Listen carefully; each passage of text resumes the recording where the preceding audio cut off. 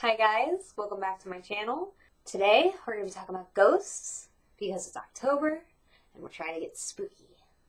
So first and foremost, this is for entertainment purposes. I'm not trying to confirm or deny anybody's beliefs. This is just for me more than anything else because I've wanted to do another ghost video forever. So I grew up in a really horror, supernatural oriented family and household. Specifically because my mom used to tell us tons of ghost stories when we were kids, which got me into ghost stories, which is probably why I'm a writer now.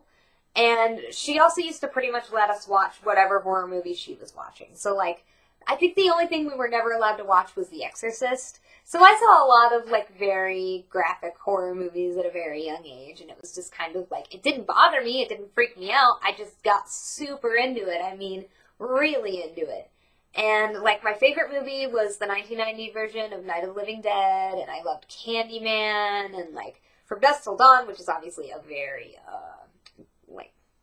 filth-spewing-esque movie. So that started a lot of my interests as a kid. And not only that, but having my mom tell me so many ghost stories, not just stuff she made up, but stuff supposedly from when she was younger. I think it kind of formed my view of the world and how I interacted with others and my interests. So when I got a little bit older and I was making friends around the neighborhood, I'd have all the neighborhood kids around me and I'd just be making up some story off the top of my head about ghosts and demons and whatnot. And I truly think that's why I'm a short story writer, because of these silly little ghost stories that I wrote as a kid. So growing up in that, my mom kind of always believed in ghosts to some extent and always kind of said, I don't know, I guess we'll never know. So it's kind of we were left to believe whatever we wanted. And for me, that was fair game, I'll believe in it all. And not only that, but we had an aunt that we used to stay with a lot. She was a little bit more on the abrasive side, but also used to scare us and tell us scary stories and stuff like that. But not only that, she had teenaged, adult-aged older kids who, she went, and actually took on, ghost stuff, and, they used to go on ghost hunts. And I use that very ambiguously, because when a group of people just goes and wanders around a place that's supposedly haunted with a couple digital cameras, I don't know if I would call that, a ghost hunt, but it's definitely something. And, they told us the stories, they showed us the photos, and then, my aunt would, scare the crap out of us all the time, let one of, our older, cousins or whatever, come through the window in a mask just after she told us, the scariest part of a story or whatever. Or there was a time where my brother and I were talking about Bloody Mary, and she was kind of oh, well, if you're going to talk about it, you guys have to do it, and, kind of, goaded us into the bathroom and, shut off the light, held the door shut, and kind of, messed with us and stuff.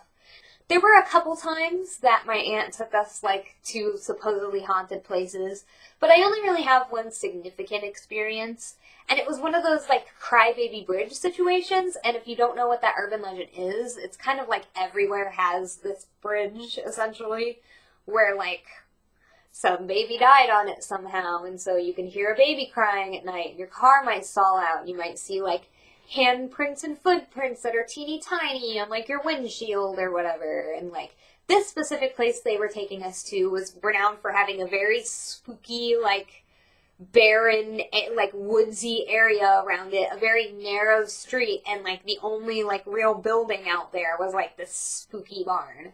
So we drove out there, and, it's a straight shot, it's very narrow, there are no streets that, converge onto this street to, go that way. And my aunt and uncle, they kind of notice, out of the rear view that there's, a car following us, somewhat far behind.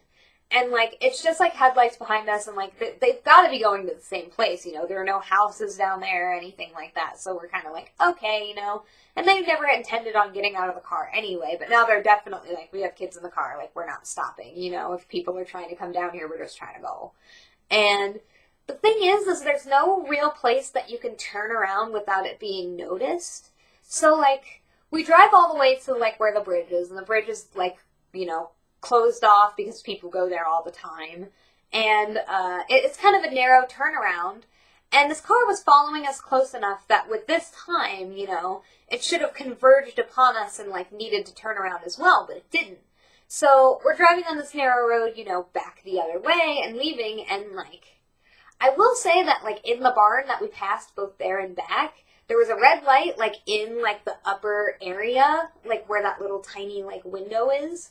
But I don't know if that's, like, a supernatural thing or if somebody just had a red light bulb for some reason. But either way, it was very spooky to me as a kid. So that kind of only fueled it when we were leaving out of there and whatnot.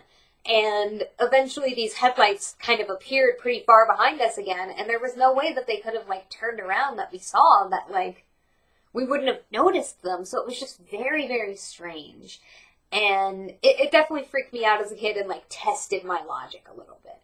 So fast forward to when I was a teenager, and I was still even more into, like, supernatural paranormal stuff. And of course I'm an extremely alternative emo kid, so this only fuels it, really. And I hang out with a bunch of other alternative kids.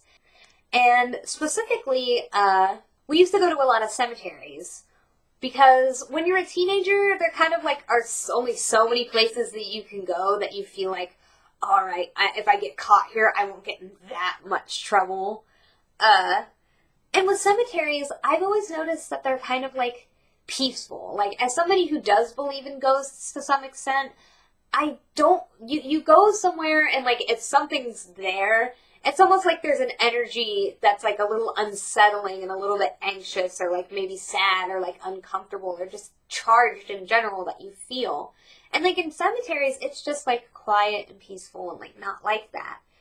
But in the town I grew up in, there's this huge cemetery that cuts over into the next town because it's really so, like, expansive. And every time I've gone there, I've, like, just felt like something was, like, weird, you know?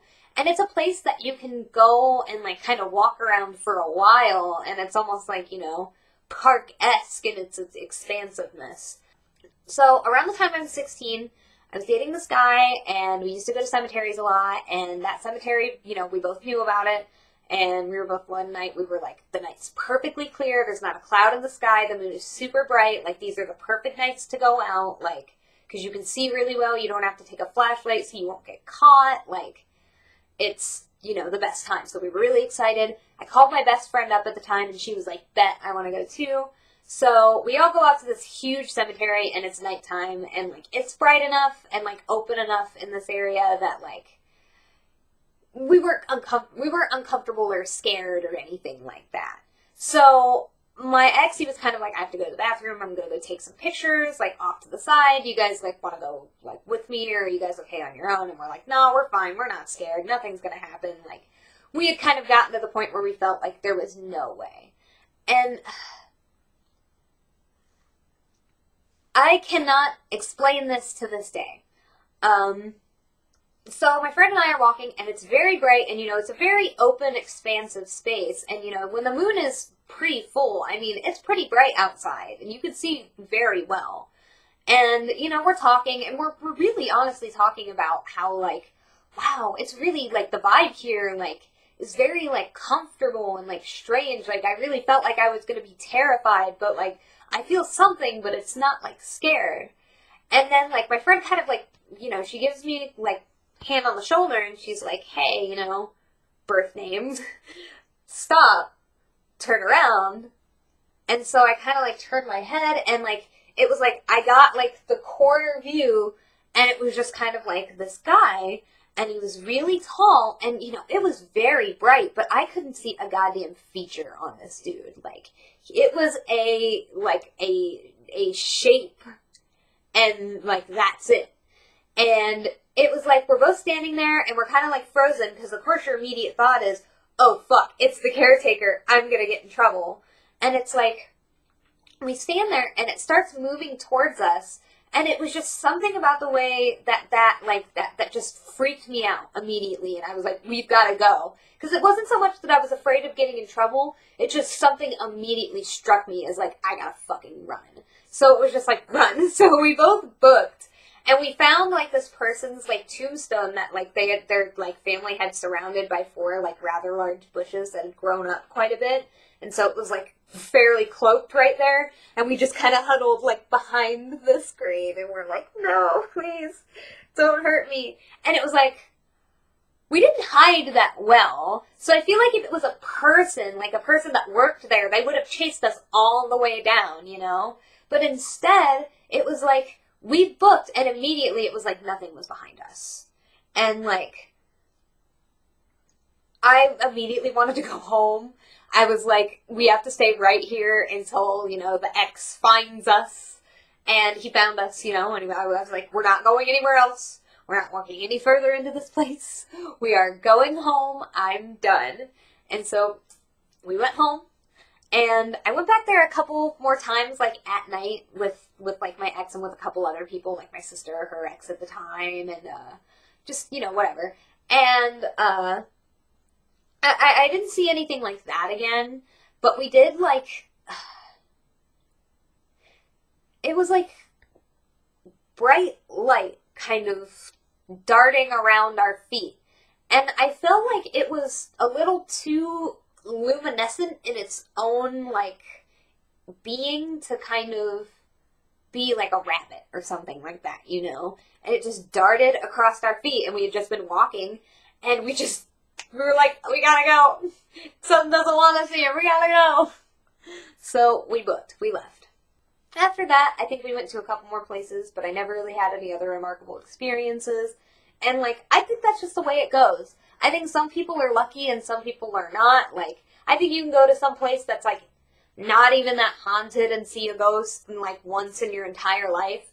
You can, like, go through your life seeing all kinds of ghosts. Like, I guess it depends on a lot of factors. But personally for me, that was the last time I ever went ghost hunting and saw anything. It's not exactly my last ghost experience. The last one was, I want to say, like, 5 years ago. I was alone at my parents' house, you know, up super duper late, because I used to stay up late on Tumblr, like, all the time. And, I had one of those, like, glow-in-the-dark, like, you know, like, $20 toy store Ouija boards that my mom had gotten my sister for, like, Christmas a couple years before. And we were all just a little too cautious to ever use it. And I was by myself, and I was feeling a little rowdy, and I was like, okay, I have, you know, a very loose belief system, and I know you're not supposed to use a Ouija board alone, so let's test this, because, you know, I'm a dumb white person in a horror film. I took the Ouija board out, and I messed with it, and, like, I was sitting, it was, like, I had it sitting on the seat of my couch, and I was sitting, like, on my knees on the floor in front of the couch, like, kind of, like, messing with it, and, like, trying to get it to do anything, and, of course, nothing ever happened, so I just kind of, like, got mad and left it there.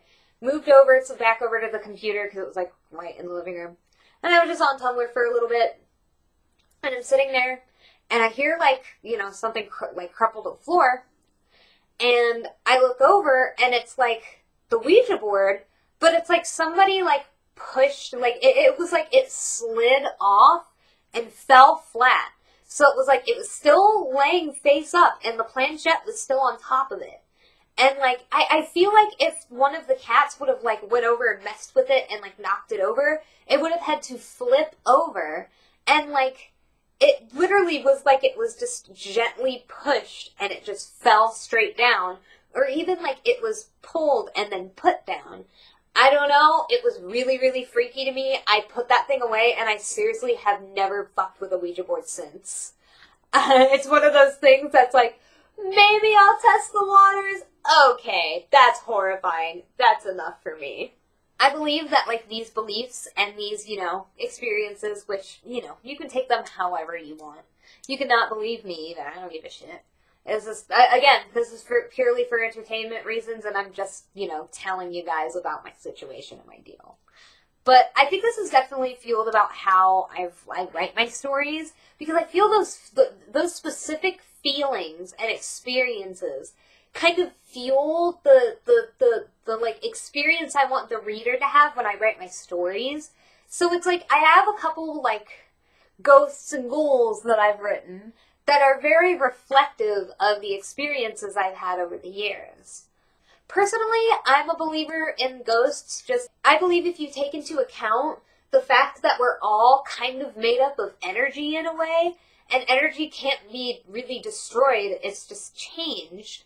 Like, I don't see why that energy can't, like, become something else.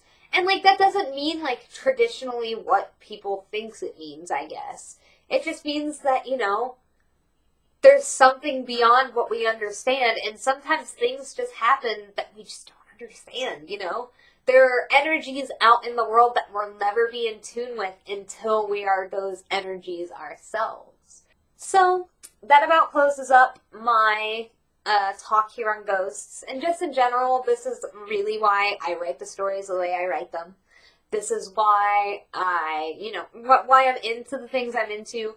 Like, I love so much horror culture. Halloween, like, I'm so in my element during this time of the year just because, like, I get to enjoy the things I like without, like, people being like, oh, she's, like, that kind of girl. It's like, no, it's October! I'm being reasonable! So I think that about wraps it for this video. If you guys have any ghost experiences that you want to talk about, I am going to leave my Tumblr submit link down here, and I'm also going to leave my Curious Cat link down here, so you guys can tell me about your ghost experiences. Maybe if we get enough interesting ones, I'll do another follow-up video where I read off your guys' experiences, and we'll make a thing of it. Anyway, thank you guys so much for watching and sitting through my ranting and rambling once again. Don't forget to subscribe and check out my other videos, check out my reviews, check out my other rants, you know, just peruse the gallery. Thank you guys. Bye-bye.